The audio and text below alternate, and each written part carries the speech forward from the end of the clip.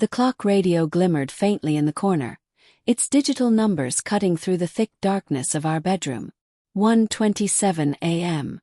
The cold blue glow felt like an unwelcome witness, exposing the tense atmosphere that hung heavily around us. I lay still, my back facing the door, pretending to sleep, though every nerve in my body was ablaze. For hours I'd been staring into the void, the same gut-twisting thought looping endlessly in my mind. I couldn't shake the memory of her car pulling into the driveway 10 minutes earlier than expected. 10 minutes before the time she had said she'd return from her late hospital shift. Those 10 minutes should have meant nothing. Yet they screamed louder than any confession. The mattress dipped beside me under her weight, a weight I once found comfort in, now foreign, intrusive. Her movements were soft, measured. The faint rustle of her clothes as she slid beneath the covers was a sound I once cherished, a sound that had meant home. Now it reeked of betrayal. I didn't move, couldn't. Every muscle in my body was wound so tightly I feared I might snap. My breathing was shallow, careful, as if even the slightest noise might give me away. Anger churned in my chest, cold and biting, and I could almost taste it, the metallic tang of resentment rising like bile. She settled beside me, her presence as unwelcome as an intruder in the night, and the silence that followed was suffocating. Then a sound cut through, a sharp, soft gasp. Her breathing caught and then froze entirely, suspended in the weight of what she had discovered. My heart thumped, threatening to betray my composure. Her fingers trembled as they clutched the single sheet of paper, the letter. I had left it precisely where she couldn't miss it. I rolled toward her, unable to resist seeing her reaction. Pale moonlight spilled through the window, highlighting her face. Her wide, terrified eyes scanned the words I had painstakingly written, each one chosen to wound as deeply as her betrayal had cut me. Her lips quivered, but no sound came, only the faint hitch of her breath. I had spent hours, days, weeks, crafting that letter, not with hatred or venom, but with the raw honesty of a man gutted by the one person he trusted most. I wrote of the emptiness rooted in my chest, the hollow ache of loneliness endured in a marriage that had grown cold. I described the light that had once filled our home, now dimmed, snuffed out by her lies. And at the end, one devastating sentence. I know about him, ally. Her voice shattered the silence, trembling, brittle. Wow. How do you know? She whispered, barely audible. I met her gaze, my expression unreadable. My voice flat, void of emotion. Does it matter? Yes. I had imagined this moment countless times, pictured myself shouting, raging, maybe even breaking down. But facing her, I felt only icy calm. She didn't answer. Her eyes returned to the letter, searching for absolution, some way to undo her actions. But there were no answers, only truth. It doesn't matter now, I continued, calm yet firm, each word deliberate. I've known for weeks, ally. The late shifts that weren't real. The whispered phone calls. The unfamiliar perfume. I've known. Tears streamed down her face as she clutched the letter to her chest. Please, Steve, she begged, voice cracking. Please don't. I made a mistake. Her words burned like salt on an open wound. I repeated them, bitterness coating my tone. Mistake. I shook my head, a trace of contempt in my voice. No, ally. This wasn't a mistake. It was a choice repeated over and over, each betrayal cutting deeper. Her sobs grew, but I felt nothing. The woman before me was a stranger, a version of the wife I once adored replaced by deceit and brokenness. I stood, the weight of her betrayal pressing heavily on me, and began dressing.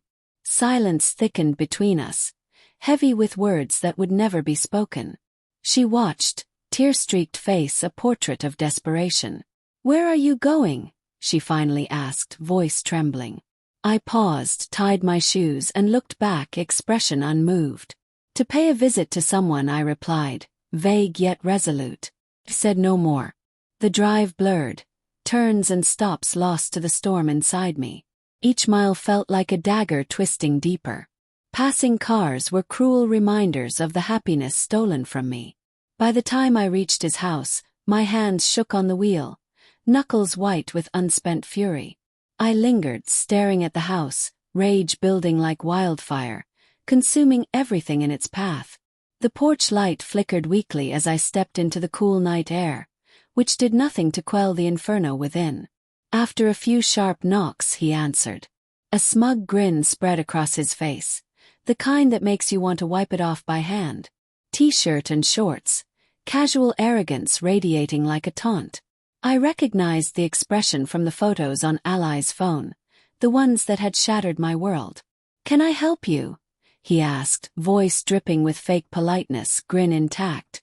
I didn't respond, letting silence suffocate him. Then low and steady. "I think so." I stepped closer, gaze locked. "I'm Steve, Ally's husband." Color drained from his face, realization striking like a freight train. Panic replaced the grin. He tried to slam the door, but I jammed my foot, forcing it open. The door crashed as I entered, my fury finally unchained. "You've been sleeping with my wife," I hissed, each word sharp, venomous. I wanted him to see the destruction he caused, to feel the depth of his trespass. He stammered, denying, but I didn't listen. Words could not undo his deeds. I grabbed his collar, pulling him close, voice trembling with rage. "You think you can take what's not yours? Get away with it." My vision narrowed to red. Primal anger surged, rational thought drowned. I didn't wait. Fists flew, fueled by weeks of pain, hitting again and again. Knuckles split, blood mixing with sweat, as he crumpled, whimpering, a hollow imitation of the man he pretended to be. When it ended, I stood over him, chest heaving, fists aching. He lay curled, broken and silent. I turned, walking out without a word. Stepping into the cool night, the air felt lighter, purer, as if I could finally inhale without the weight pressing on my chest. But it was fleeting, an empty victory. The betrayal still burned, a raw ache that no act of retaliation could soothe. The days that followed blurred into a haze of legal proceedings and painful farewells. I moved out. She tried to explain, to apologize, but I couldn't bring myself to listen. Her voice felt like a blade, twisting deeper into wounds that had already festered. I couldn't unsee the way she had stared at me that night, clutching the letter like it carried an electric current. I couldn't undo the weight of the betrayal that had torn apart everything we had once been. In our small town, news traveled fast. Her affair became the subject of whispered gossip and sidelong glances. She became a social outcast. The once respected nurse now avoided by those who had once admired her. Friends, neighbors, acquaintances, all turned away. The life she had gambled with crumbled around her, piece by piece. He didn't escape unscathed either. The golden boy of the town lost his shine. His reputation ruined beyond repair. He lost his job, his status, everything that had made him untouchable. He became a shadow, unable to face the public without enduring disdain. And me, I was cast as the victim, the betrayed husband dealt a cruel hand. People offered sympathy, support, admiration for my strength. They called me resilient, a survivor, but none of it reached inside. I moved through life on autopilot, going to work, paying bills, fulfilling obligations. But the spark was gone. Without her, my heart felt hollow, its edges jagged and raw. Even years later, the ache lingers, a phantom pain that refuses to fade.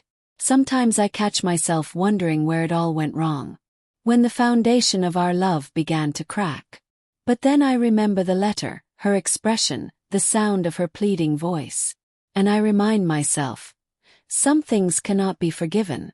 Some wounds are too deep, leaving scars that will never truly heal.